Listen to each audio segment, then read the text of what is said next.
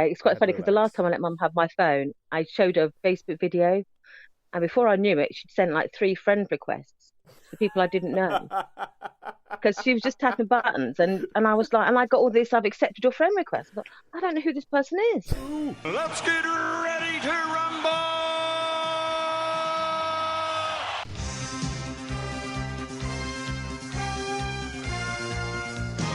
Hello and welcome to a special Netflix versus cinema. Now, a couple of weeks ago, this film, Charlie's Angels, was released, and for some reason, this film, more than any other film that's been released this year, more than your Little Women's, more than your Bombshells, has made me want to actually sit down with somebody and have a real good conversation about gender politics in films. My name is Tosin, and I am, well, usually based up in Coventry in the Midlands. I'm now based in Romford in Essex, speaking to you from my sister-in-law's bedroom.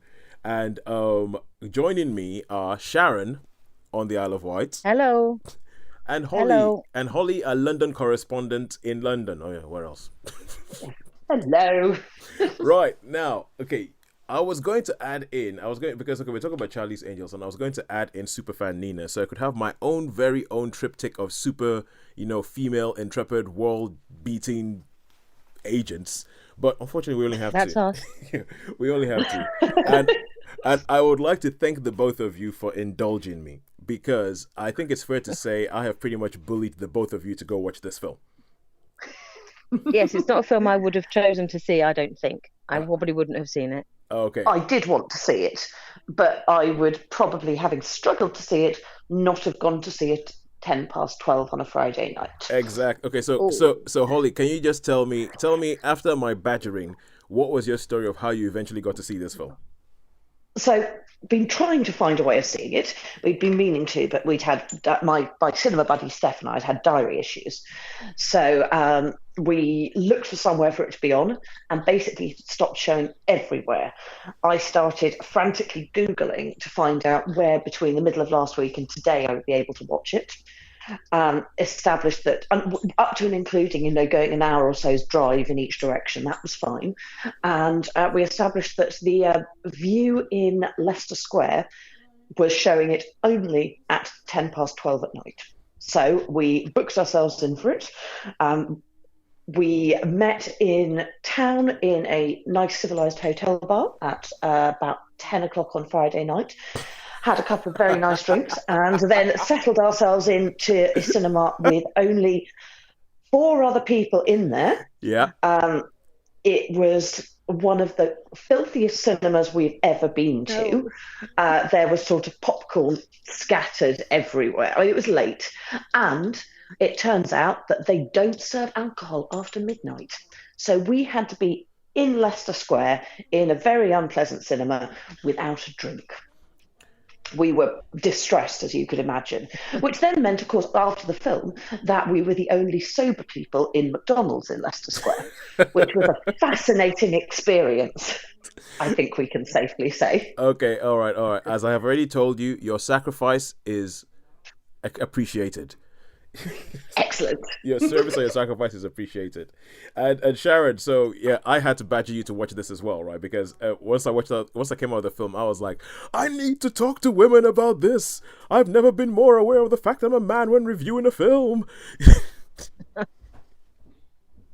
Yes, well, it happened to be the week it was released because, you mentioned it, and I said, well, I wasn't really planning on watching it, but I happened to have a quieter week.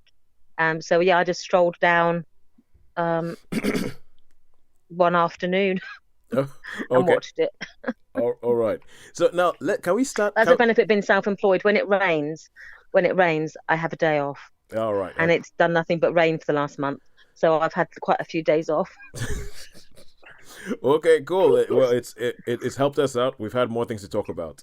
But can we start there? Because this is a film that has not done very well at either the American box office or, as you can tell, the British box office, seeing as a couple of weeks after it's been released, wholly the only place you could find it was in a filthy cinema in Leicester Square at 10 past midnight to watch. Exactly. Yeah, it's fair to say it has limped out of cinemas.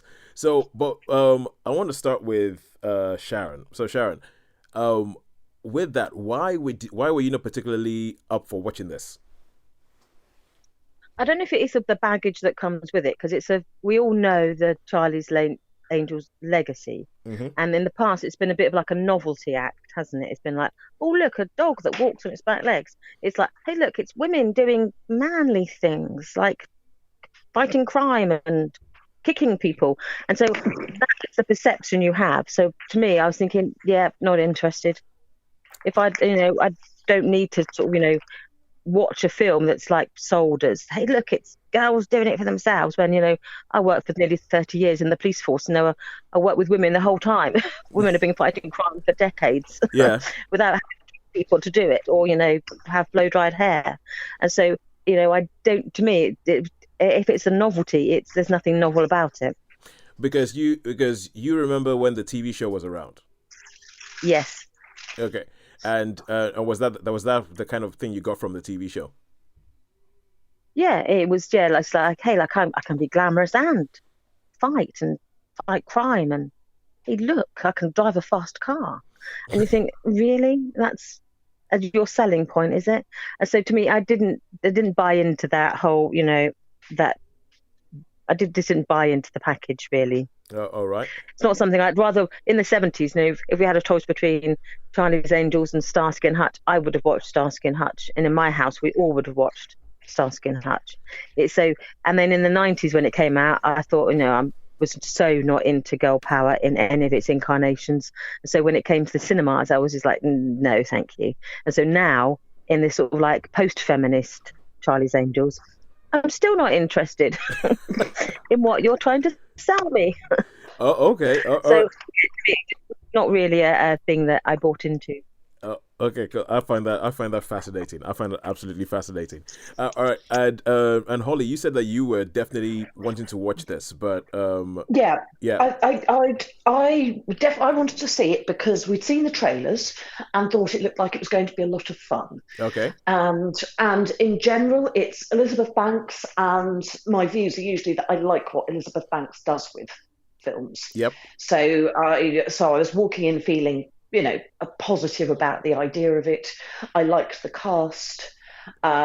It looked like it was going to be a fun film. I wasn't expecting profundity, but it felt like it was going to be an enjoyable watch. And I know exactly what you mean about sort of the historical gender stereotypes. Excuse me just a second, Max, stop trying to eat my Christmas presents.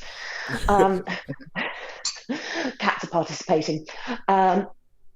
It looks like to me like it was going to be much less than the original. This is going to be a film about scantily clad women running around, fighting crime as a novelty act. It didn't feel in the same way as it always felt the original series had been made as a series about women for men. Yeah. If that makes sense. Yeah, it makes a lot. I think I agree with you totally. Yeah. Yeah. So okay. So with this, right? And we will talk about the film in a second, but I do feel like this film is highlighting a sort of like a bigger thing. I mean, ever since the Me Too movement started, and I mean nowadays we're getting a lot more films, a lot more high-profile films which are directed by women, which is a good thing because for me, I say as a man, it's sort of like. It's like I mean, on the podcast we talk about sometimes being given access to a world we know nothing about through film, and I feel like that is when you start having like a woman's point of view in it. That does that for me. But so hang on, what were we just talking about? We're talking about the film. We're talking about So this film, okay, we had this happen with Booksmart, and we've had it happen with Charlie's Angels, where the filmmaker has come out afterwards and complained that people have not gone to see the film because of sexism. Now, and if you can, and I want to have you guys here, if you could just help me think through this, because I'm thinking if they're saying they haven't gone to see this film because of sexism, it sounds to me like they're complaining that men haven't gone to see the film because they're sexist, and that's why the film has failed. Would that track? It sounds like the complaint, doesn't it? Yeah. Yeah, sorry, Holly, what were you going to say? I was just going to say, though, I think that does sound like the fair definition, but I think it also leads into something a little bit more. It's not just men who haven't gone to see it. what it really says is that people haven't gone to see it, and is the expectation that they haven't gone to see it because it's a film that they see being for women, a film that they see being about women, a film they see as being made by a woman. What does that? It's more than just men haven't been to see this film. Yeah, because because in my head I'm thinking, all right, if no men went to see this film but all women went to see this film, you would still have a hit on your hand. Yeah.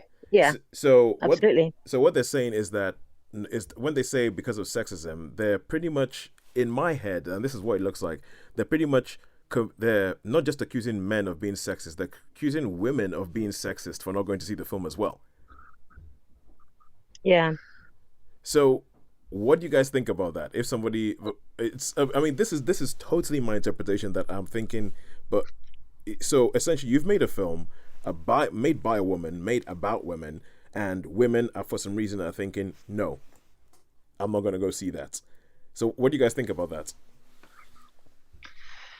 I think you've got an element of what sort of we both said earlier on about the legacy of the original series. Okay. And that it came from a place of being trite and say it's like a series about women for men, where women are women. It's a talking dog. Gosh, Yeah. isn't this novel? And I think there's probably an element of that. There's also that you and I had half touched on around advertising and how much it had been advertised, and the fact that it actually seemed like it had been relatively low. And I don't know if that ties into anything other than not having been very good advertising. Oh, so you think like, possibly whether you had somebody who just didn't believe in it in the studio, or something like that. Yeah, I don't know if they knew quite how to market it. Are they aiming this, because it's obviously a younger demographic of the cast, sort of scaled down appropriately. So they're women in their 20s, early 30s. So whether they're aiming it at young women to say, look, this is a film for you. This is your version of Fast and Furious, because they made references to Fast and Furious in it, didn't they? Yeah, and they so did. where they're saying, look, the boys have got their film. This is for you to get behind this film. In which case, the marketing didn't work in that regard, because when I was there, the people who were in the cinema with me, I know this is the Isle of Wight we're talking about here, but it wasn't a teen heavy audience by any means. It was probably people who probably would have remembered the original film, maybe the 90s version, but it certainly wasn't full of teens. So if it was aiming at saying to young women, look, we're making your version of Fast and Furious so that you can get behind this and enjoy it in that same way that maybe young men get behind Fast and Furious, because that's a film franchise that I've not gone anywhere near. So whether that was aiming at it, but in that case it did fail as in a marketing thing, because that's not how when I saw the trailer for it, because I hadn't even really seen the trailer until you mentioned it, Tosin. Yeah. So I thought I'll go and see the trailer, and because I hadn't really been aware of it, I knew it was coming, but it was in one of those ways that you're aware that winter is coming without you doing anything about it. Yeah. It was not something I made any preparations for, or thought, oh, I must put that in my film going diary. Yeah. So yeah, I think in terms of marketing, it probably didn't succeed, because it wasn't. I had heard no buzz from anyone from anyone about this film. Oh, all right. Okay. So there's a possibility that the marketing wasn't working, but so that's before you get into the cinema. But once you actually gotten into the cinema, once Tosin has called you up and gone, I need to talk to you about this film. Get to the cinema. Get me to a cinema now. Once Tosin has done that, and you sit down in the cinema, how do you think they did once you were in the cinema? What did you think about the film? Let's get onto that. Yeah, for that sort of action film, I was going to say a lads film, but it isn't really lads because it was lasses. But that sort of lads film, I thought, yeah, they did it well. It was fun. It was they kept the pace up, because when they start launching into car chases, that's where I sort of go, oh, I wish I'd brought my book with me. Then I could have just put my head torch on and read for 5 minutes. and then gone back into the film again after. But unfortunately, I didn't have my head taught tour book with me on that occasion. But then it sort of kept moving. So I thought, as it moves quite well and it gets on with the story, there's a sort of plot in there, and it did sort of keep you guessing. It's not one of those, because at the beginning I thought, are they really that going to be that obvious? Yeah, I know exactly what about it. I thought exactly the same thing. And then after a while, you're thinking, actually, no, they're a bit cleverer than I gave them credit for. So yeah, they are adding a few guesses and a few twists here. So yeah, I found it an entertaining film, certainly entertaining. Yeah, so to me, it worked as an action film, regardless of gender casting. I thought, yeah, it works. It's entertaining. It's got thrills, spills, and it keeps you guessing. So yeah, that was a yes from me on that regard. All right. What did you think, Holly? Yeah, I would say very similar. There was the odd moment in it where I thought, this feels like it might be dragging a little bit, but the pace was good. I thought the cast were good, great, and I loved the way it came together at the end with a very Elizabeth Banks ending. Which I think is the best way of describing it. And I walked out with a huge smile on my face, thinking I have just really enjoyed the film, but needed to get to the end of it to fully appreciate how much I had enjoyed it. If that makes sense. Okay. Yep. Okay. All right. So I have questions going through that and everything, but I think I agree with you. I actually think when it comes to a popcorn spy movie, I think it's one of the best recently, and I include the Mission Impossible ones in it, because the last Mission Impossible, everybody raved about it, and I still don't understand why. I didn't think it was that great. But we left halfway through. So essentially, if you said watch Mission Impossible Fallout or Charlie's Angels again, I would watch Charlie's Angels. But what did you, because when we did, and I think Sean agreed with me when we did the review, because at the time when we did the review on the actual podcast, only Sean and I had seen the film. Sharon hadn't seen it, and and I said, I think I remember saying that in this film, it makes it pretty much from the first scene, it makes it clear that the bad guy in this film is not just some guy who has stolen something and is going to destroy the world, but the bad guy is the patriarchy. The bad guy is the system that has put women down for so long. Like the fact that in the very first scene of the film, it's focused on Kristen Stewart's face, and she says directly to camera, "I think women can do anything." And I don't know. For me personally, I was kind of like watching, going, "Uh-oh, all right, I see where we are. I see what's going on here."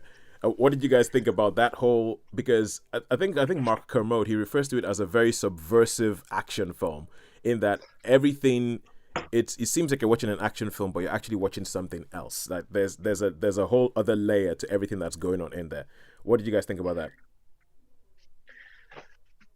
Yeah, I think that's a fair description. It is. I think it is that the subversion. One point I think that associates with that is, as we discussed this after seeing the films, I become tangential, that it's not as films go, as films of the sort of Charlie's Angels franchise go, it was not full of gratuitous shots of scantily clad women.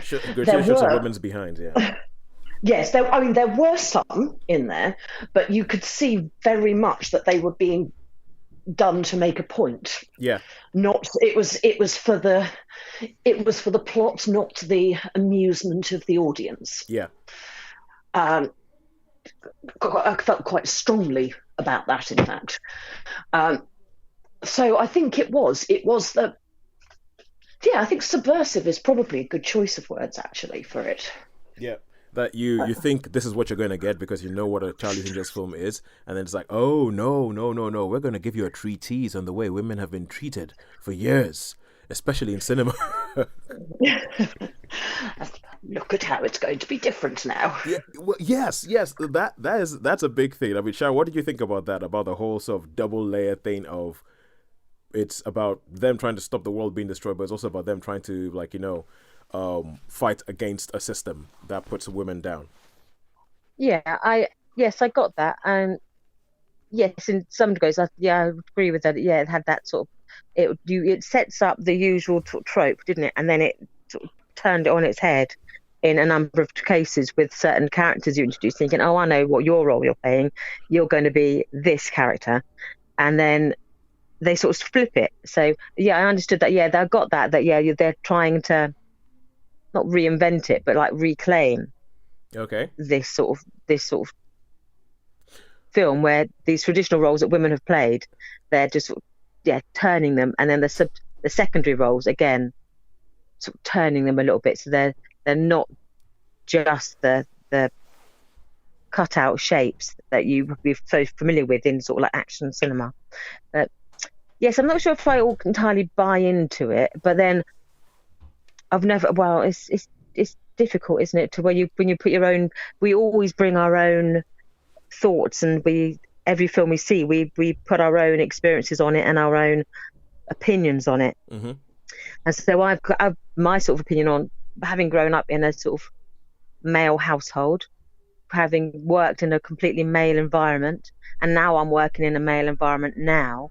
I've always had a different view on these things of what are gender roles, because I've never really bought into them at all.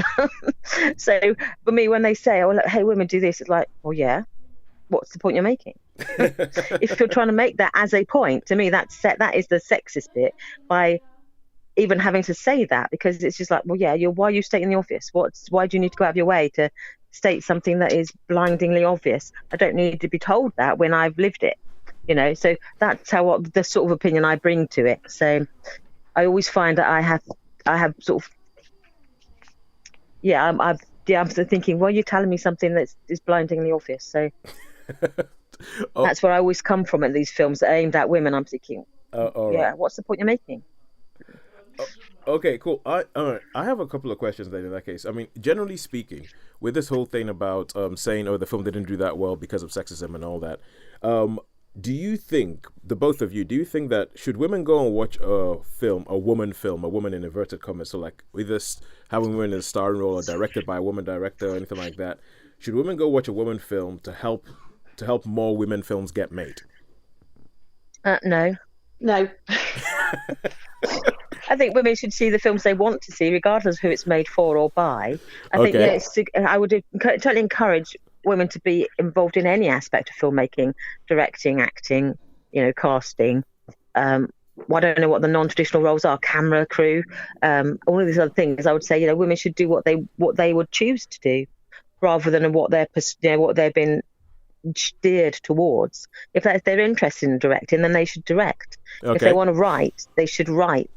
I think it's when people try to shoehorn an agenda into it. It's like, well, you can't make women do something. Isn't that the whole point of having of this sort of post-feminist age, that it's about what people want to do, rather than telling them, we're doing this for you, so you need to support it. It's like, well, no, I will see the films I would choose to see because the story interests me, because the film interests me, because the cast interests me, not because you've made it for me and you expect me to support it. That is reverse sexism. That's why I'm saying that you're a woman, you need to support women. It's like, no, I will support the best person for the job, the best film, and the best director, regardless of gender or agenda.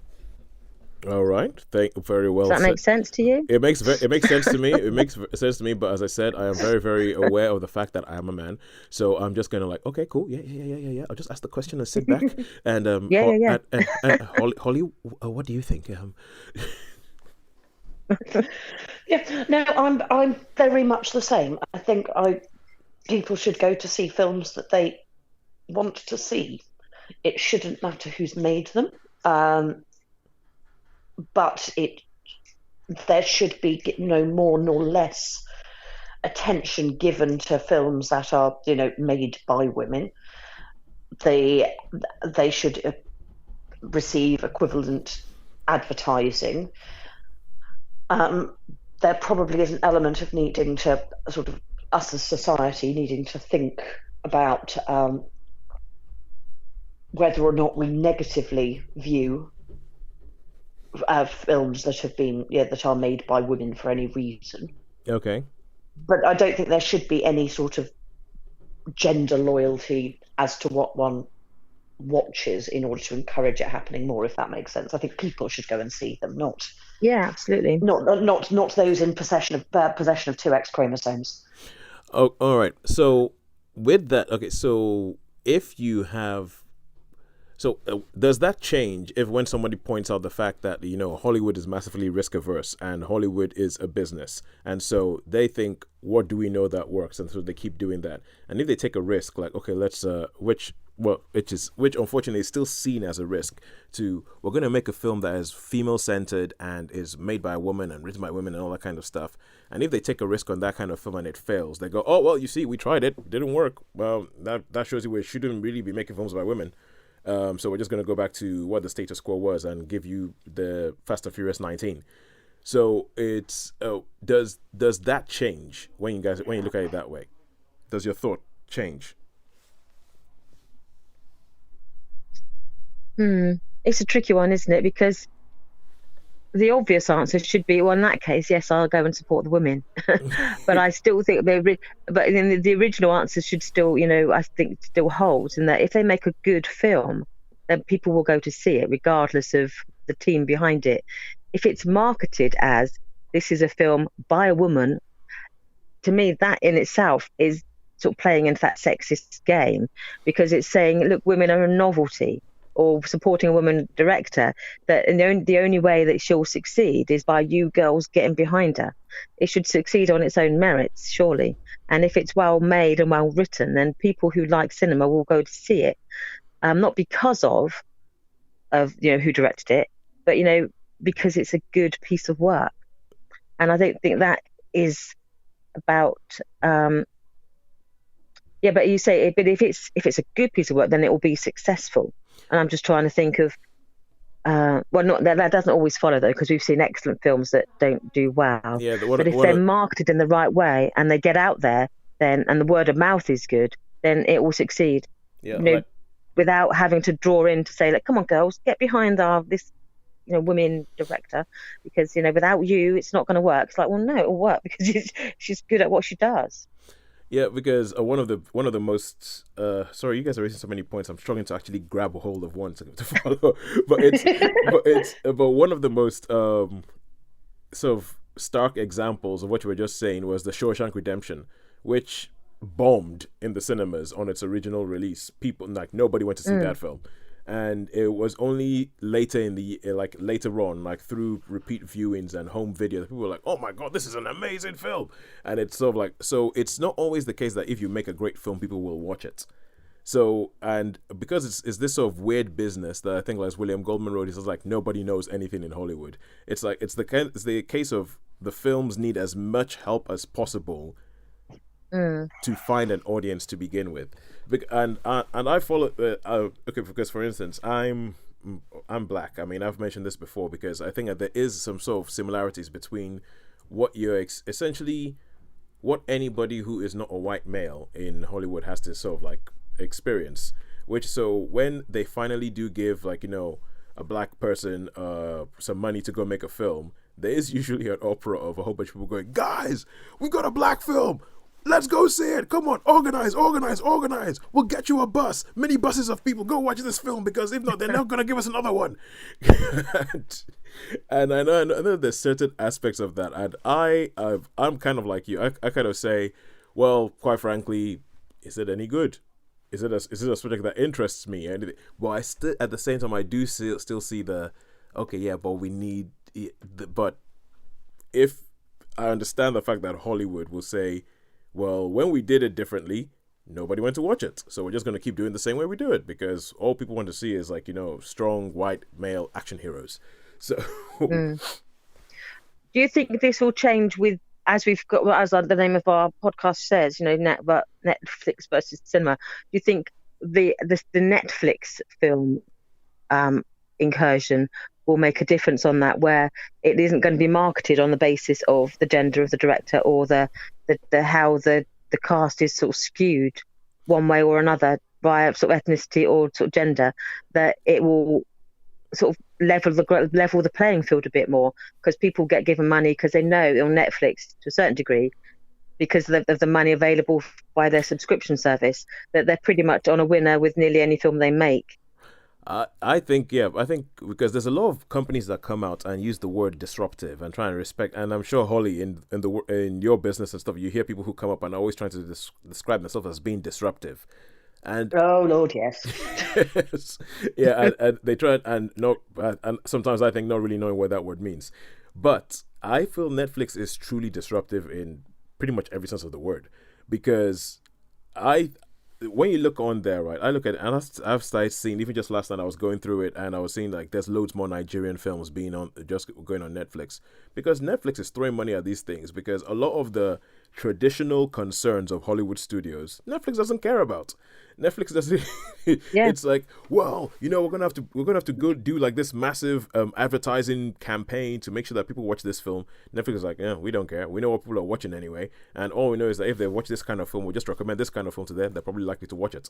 So, so Yeah. so it's, yeah, I do think Netflix will change it, because Netflix will just go, all those films that Hollywood for years has been reticent to make. Netflix is like, yeah, we'll try it. We've got the data. We know if it works or not. We know if it's for us or not. So I do think it will change, and I think Hollywood will scramble. It's the same way how in the 70s it sort of changed, where people were making, like, or 60s, 70s, when they made Easy Rider. Yeah, so the independent film suddenly became Became the king of Hollywood, it didn't it? became box office, and and then Hollywood studios started scrambling like crazy to try and find their own independent film and how to sort of replicate the success of Easy Rider, because obviously that was something that they would have thought would never have worked beforehand, and all of a sudden it did, and then they're like, oh, sheesh, good lord, quick, we need some of that. And I feel like, yeah, Netflix might change it that way. So I mean, the good thing is that even though this film hasn't worked financially at the moment, Elizabeth Banks has already been touted for another big job, which is a bit of a change, because you have people like Patty Jenkins. Patty Jenkins directed Monster, which was the film, which is the film that Charlize Theron won an Oscar for. And even though the film won an Oscar, it was not particularly a financial hit. And Patty Jenkins did not direct another film that I can think of until Wonder Woman, which is I think It's a big gap. Yeah, I think it's about a decade. She did not direct another film, because people were like, well, you made a film about a woman protagonist and it was directed by a woman, and it didn't make that much money, so yeah, you just go. Maybe we'll give you a TV job somewhere, you can direct a couple of episodes of something. But the fact that Elizabeth Banks has directed Charlie's Angels didn't do well financially, but already she's been brought on board to talking about The Invisible Woman. It suggests that things might be changing, because I can imagine that what would have happened is, if the studio hadn't given her a job, Netflix would have snapped somebody's arm off to get Elizabeth Banks on something. Yeah. All right. Okay. So, any other thoughts on anything surrounding that? Because, as I said, I can't go on for ages, because I find this whole thing fascinating. No, Holly? I don't think so. I mean, there probably are a million and one things in my head about it. You say, what does it mean in the wider context? I think it is hugely interesting about people having voices and what it means, and I think it's quite frustrating that we're still in a position where we're having to discuss the gender of the person who produces a film or directs a film or writes a film, and that it becomes that there is still a point where there's a novelty that it's a woman, that there's a novelty that it's a black director. This is clearly ridiculous, because how often do we actually talk about or note the race or sex of a director in general? It only becomes a point of comment when it's not a white man. Okay. Yeah. And that's a bit frustrating. I think that is I think the thing that struck me the most when we had this conversation was the fact that we're still having this conversation. Well, I mean, that I went to school in the 70s and 80s, so my teens were in the 1980s, and so I remember having a lesson at school, and we had to name a job that we thought was sort of male job or female job, because we knew that they were going to get to the point where they said, well, actually, girls, you can do anything you want. And we knew that before we even went into the conversation. So we sort of like humoured the teacher. And I think in some ways I still feel like I'm humouring the teacher now by saying, oh, yes, it's women can do anything they want. It's like, well, yes, we know. Yeah. So the fact that we're still having this conversation is that's can be, to me, is more telling of our age than the fact that women are directing films for women, about women, in this competitive male environment. The fact that was literally the first line of this film.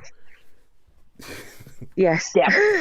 Yeah. The fact that was literally the first line of this film is, I believe women can do anything they want. Okay, so personally, when you talk about this, because this is something I've thought about, and I've thought things don't happen in a vacuum. So film doesn't happen in a vacuum. Film ends up being a reflection of society.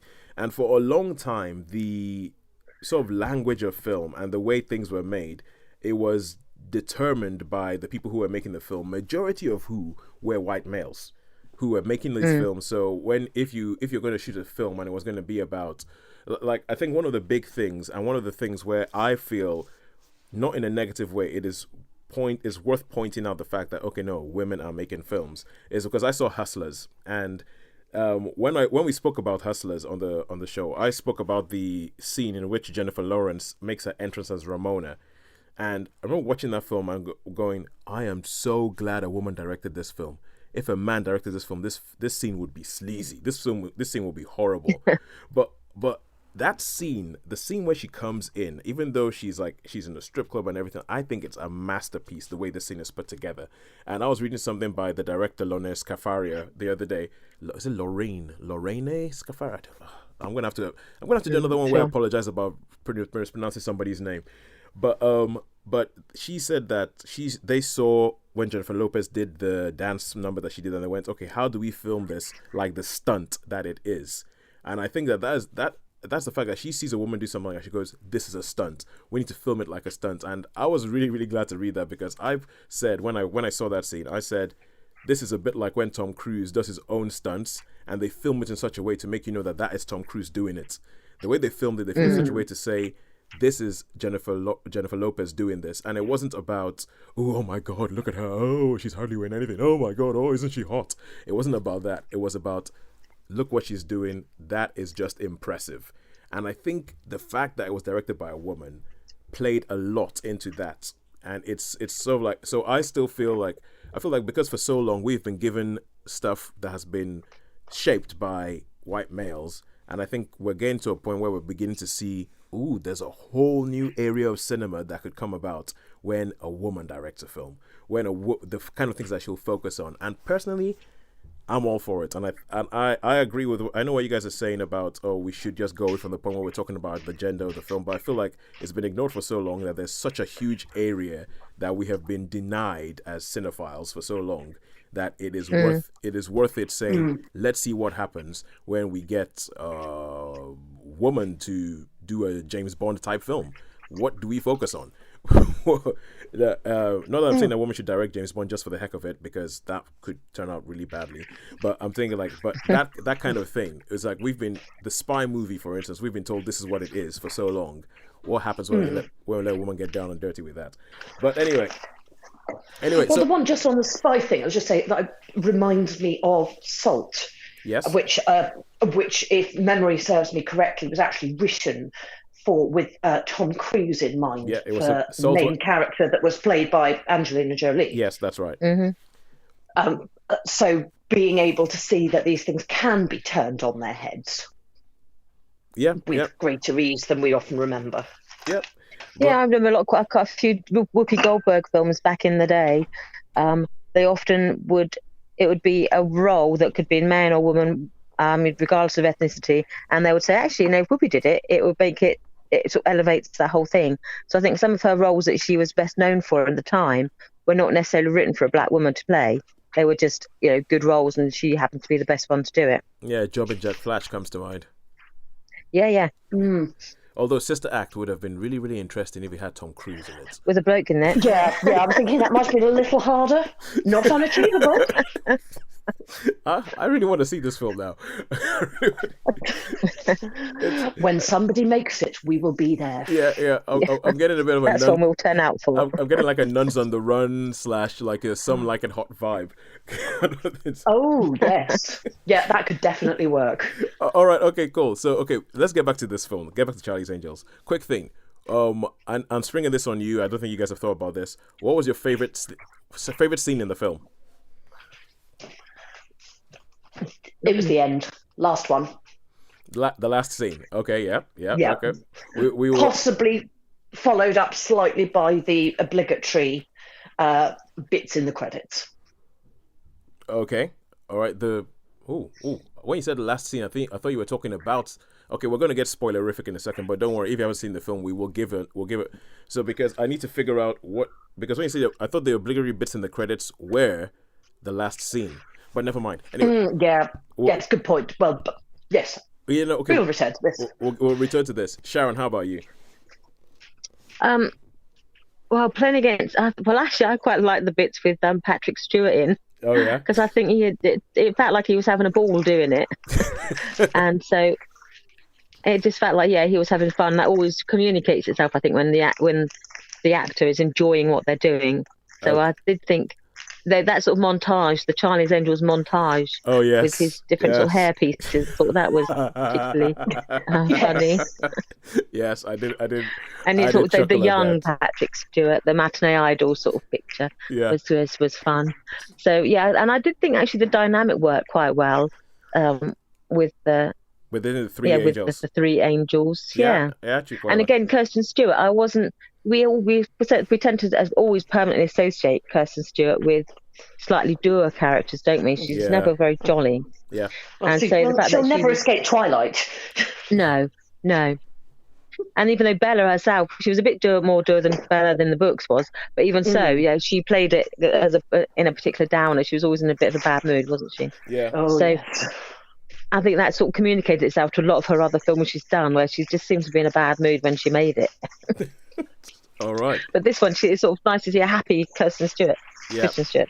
Yeah, I agree with you. I thought the dynamic actually worked quite well. I thought that they gave everybody something to do. I know that there's a scene where Naomi Scott's character stands up and goes, "I want to go. I want to be. Don't put me on the sidelines." And I was watching that going, this is a comment on what that kind of character usually does. Like because the Naomi Scott character, you mentioned Fast and the Furious earlier, Natalie Emmanuel, she plays a very similar character who comes into the Fast and Furious franchise. I think round about Fast and Furious 7, she plays a very similar character, and she pretty much does get put onto the sidelines. And I feel like it was almost kind of, Holly, like you were saying about the whole Elizabeth Banks kind of thing. I think it's almost kind of like a pointed thing about films like that, where Naomi Scott is like, she's the clever clogs, and she's like, I don't want to be on the sidelines and everything like that. And the response that was said by Elizabeth Banks herself was like, why do you even think you're in this meeting? But I thought that they gave each one of them a distinct character, and they gave them something to actually play with. So Holly. Yes. Yeah, Holly. Yes. Oh, so can you tell me? Oh, okay, we're gonna get spoilerific here. So if you haven't seen the film, go find it somewhere at Leicester Square at midnight, then come back and listen to this bit. So when you say the final scene and you talk about the bits in the credits, talk to me about the final scene. So, there's the two bits to the final scene. There is the point where everybody gets taken down, and suddenly everybody has been knocked out by the magic knocking out stickers. Okay, yes, and you've got all of and there you have all of the angels from all around the world there helping. It's reminiscent in Elizabeth Banks style of the end of Pitch Perfect 2. Yep. That sort of bringing everyone together. So all the women, and it gave me a bit of a warm fuzzy glow. Okay. And then how it followed on into the sort of the interjections in the credits that was continuing to build on that the growing capability that everybody being part of this. Well, yeah. Okay, you say everybody. I would say more pointedly, every woman. Yes. That it's every woman being part of this. So you talk about the final scene where they talk about the fact that essentially all the women who are around, because all these men have been running around waving their guns, and all the women have been around in roles that that are pretty much invisible. Yes. Yeah, and I think that was one of those points where I was watching the film and I was kind of like, and I'm glad you said that well, to paraphrase what you said, you felt like punching the air when you saw that. Yeah, because I saw that and I was kind of like, I don't know, is that punch the air or is that mega cheesy? I don't know. And I'm really... I think it was both. I think it can be both. Yeah. Oh yeah. Carry on. I think that's it. Is that you can say this is simultaneously really cheesy, but it brings all of that together. The fact that nobody has noticed who they are. Yeah. They have blended into the background and then achieved exactly what that. If we go back to the very start, where Kristen Stewart in very very few clothes is twirling around the place and then says, "No, I'm the distraction." Yeah.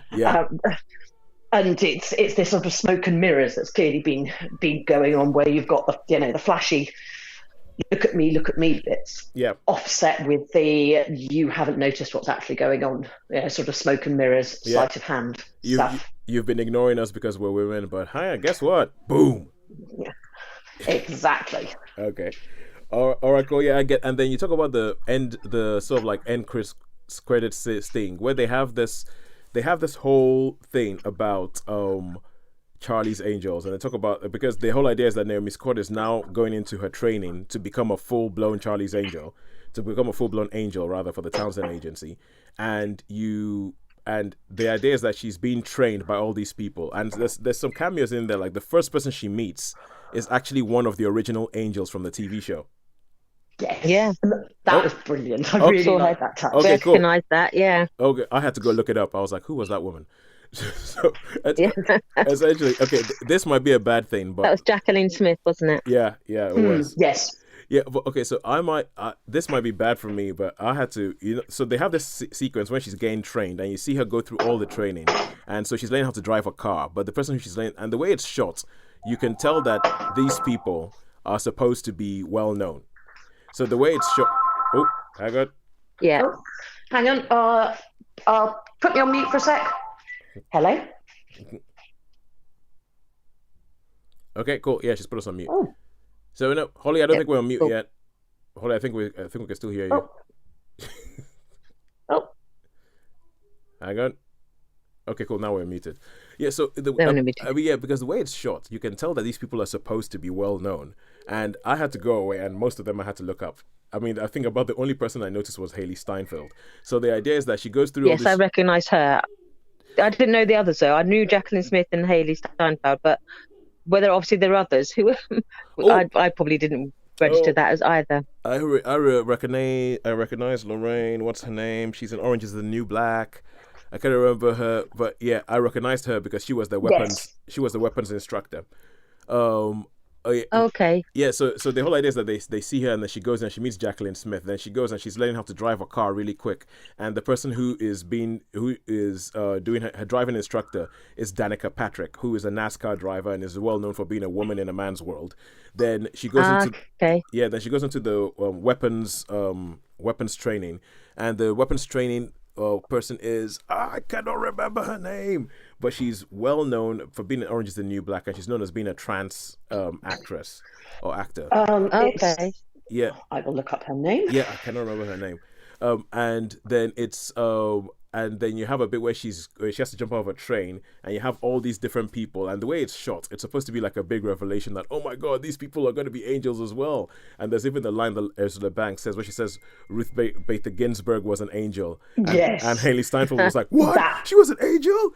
And so and so trying to do this whole idea that all these kick-ass women throughout history have actually been part of this Charlie's Angel thing, and not so much, and I think it's sort of like recasting Charlie's Angels as a group that throughout history has been fighting to improve the lot of women, so to say. I think that's probably the best way of it being.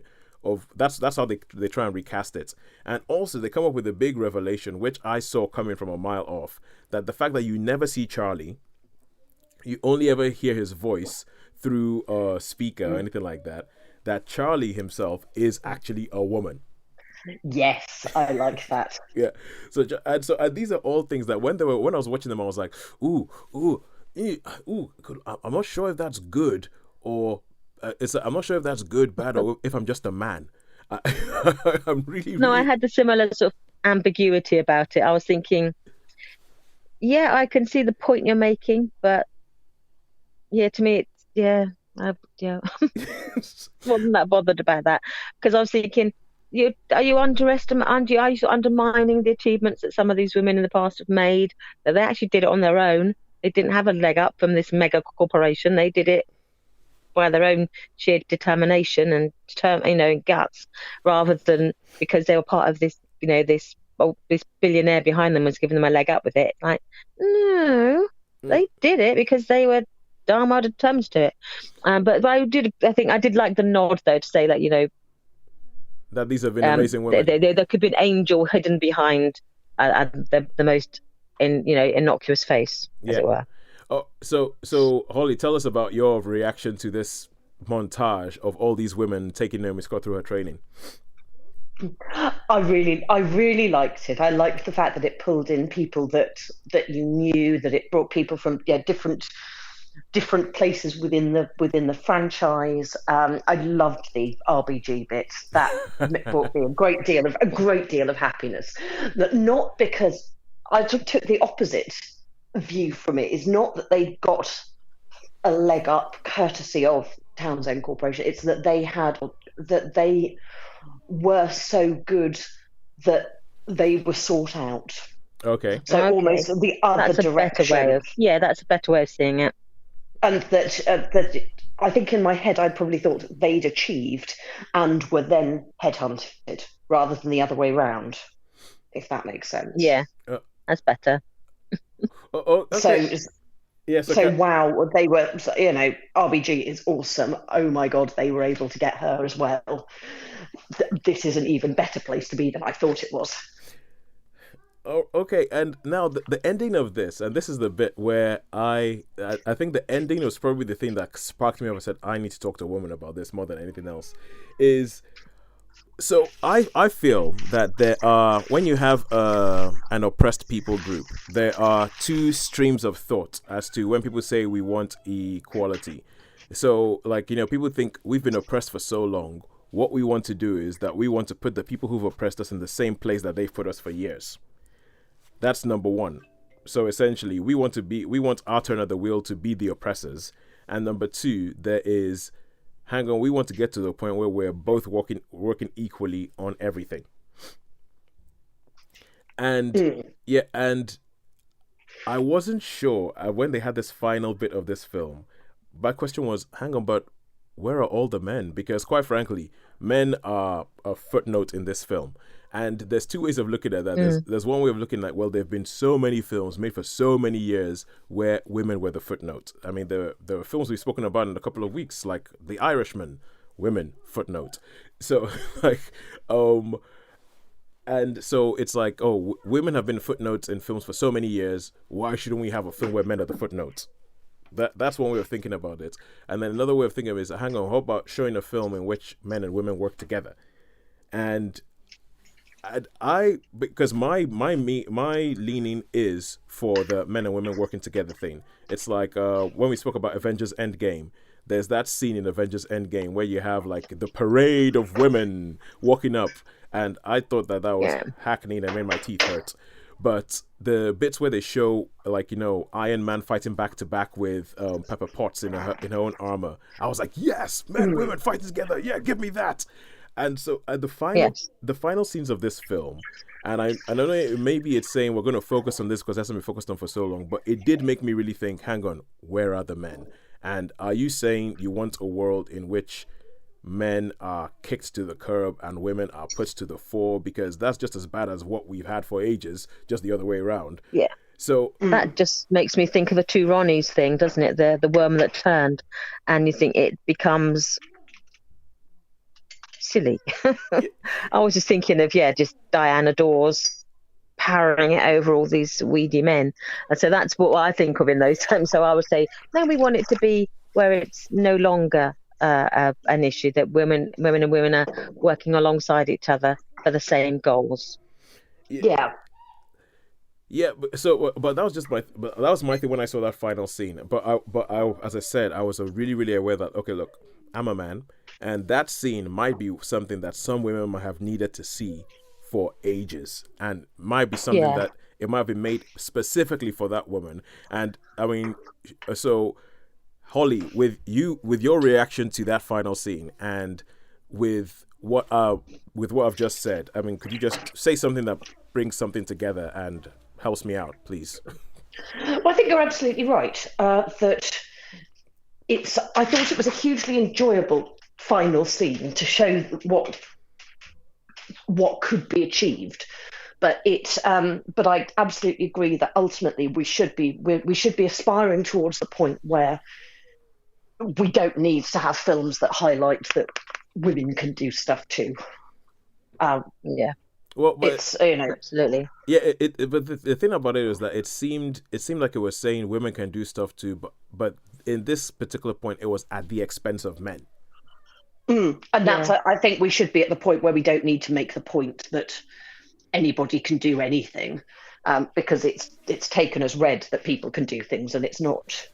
You don't need to stamp someone down in order to lift yourself up.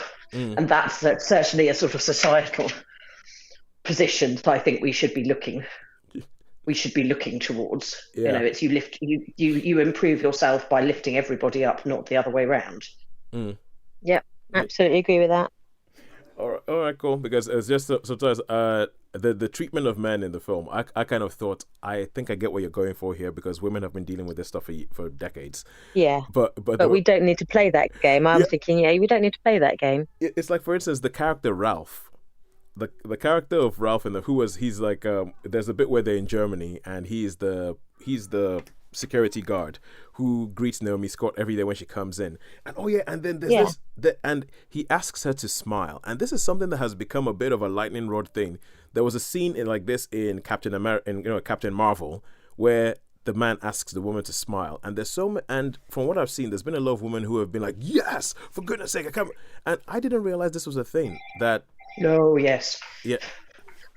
Yeah, it is. I didn't realize it was a thing, like, women being asked to smile. I mean, so Holly, it was you just responded saying, "Oh yes," right? Oh yes, very, very much so. It is a regular thing in life is, smile. It's not that bad. You'll look prettier if you smile. And I've been walking down the street lost in my own thoughts and had somebody to say, smile. It's not that bad. I had that in a pub sometime, and I was waiting to order a drink, and the guy standing next to me said something, and I sort of half smiled because I wanted him to go away. And I go, "Oh, you look so much prettier when you smile." What? I'm so glad that my worth in life is connected to how pretty you think I may or may not be at this precise moment in time, based upon how cheerful I'm feeling. I managed to not swear, but it was close. Okay, very close.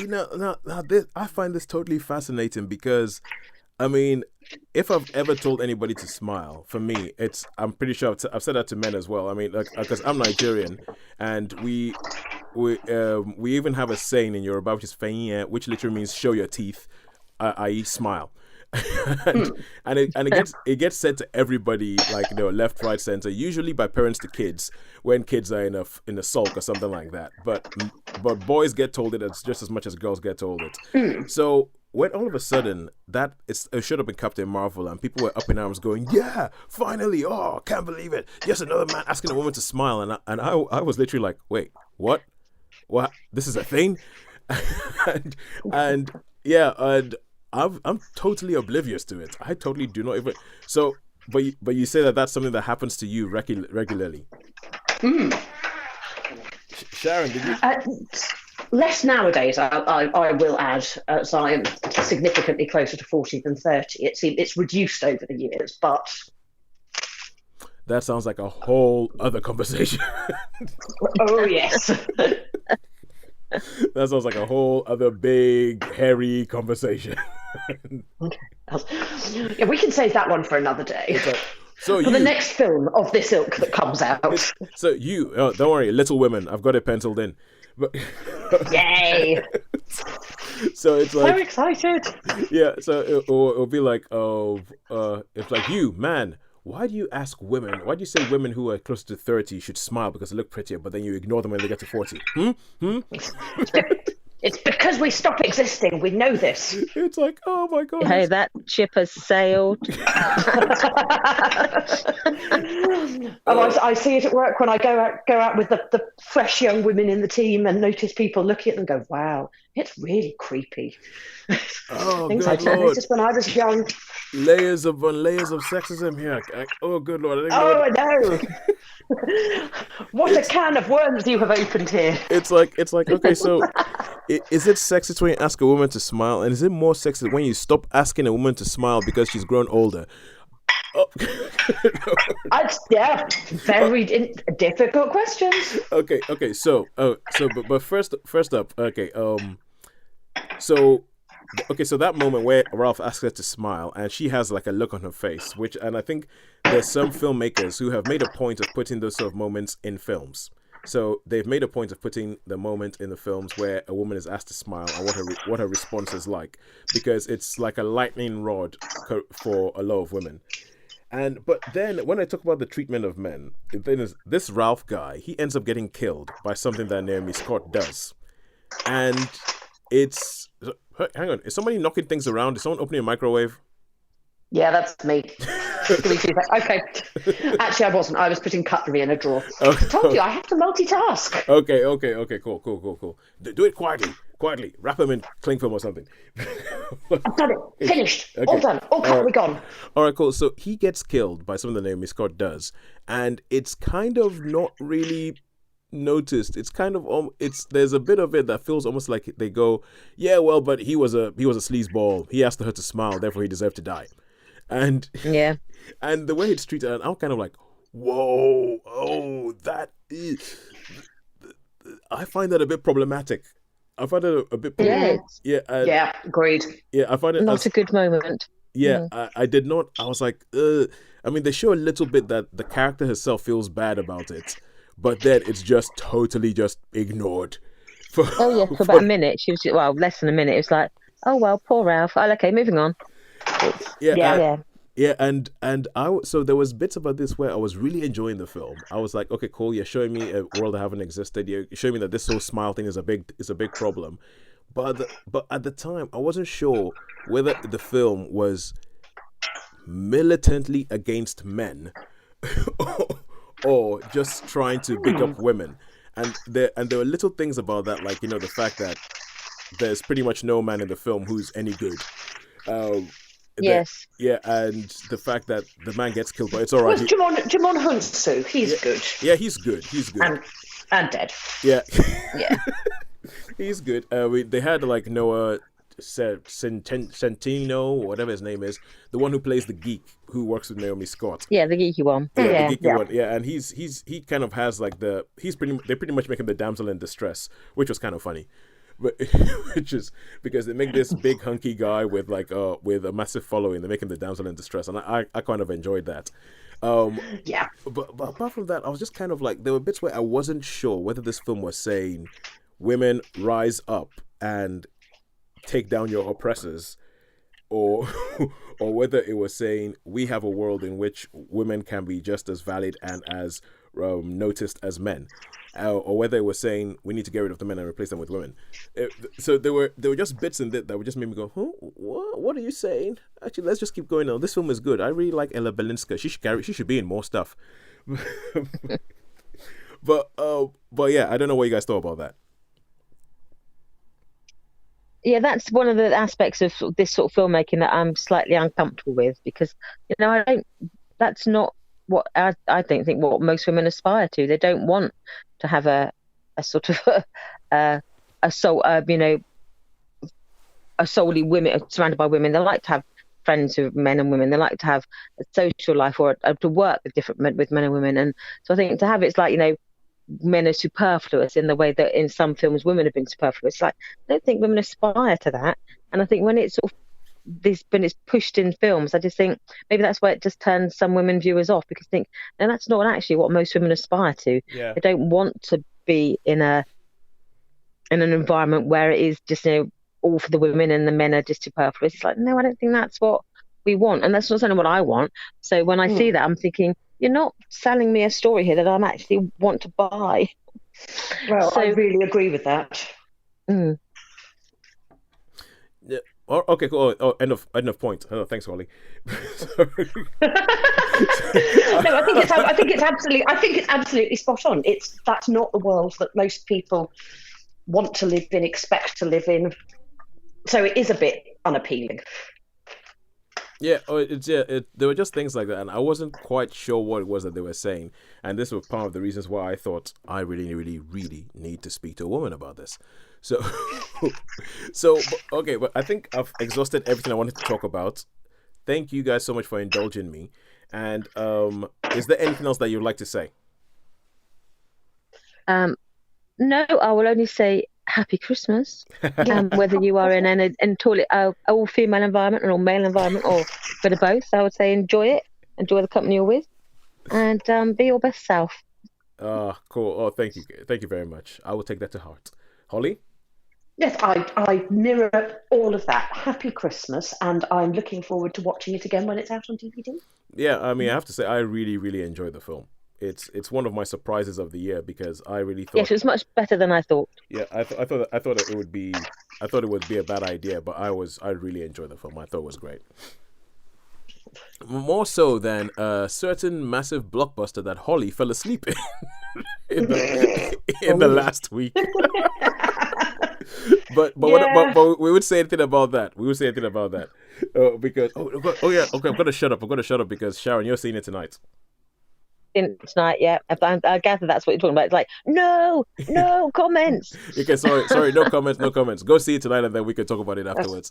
And okay, yes, no comments. Definitely no comments. Okay, and seeing as my whole thing about this was that I was so aware that I was a man, Sharon, I would like to give you the last word. Would you please close us out in a typical Netflix or cinemas fashion? Well, you have been listening to Sharon on the Isle of Wight. You've been listening to Holly in London and Tosin, currently in Essex. Is it Essex? Romford in Essex, yes. Essex. But we will wish you a goodbye. Enjoy whatever you're going to watch, whether it be Netflix or cinema. And we would just say, finally, goodbye from me. Goodbye from me. Goodbye from me. And happy Christmas. And I wish you all the best wishes for 2020.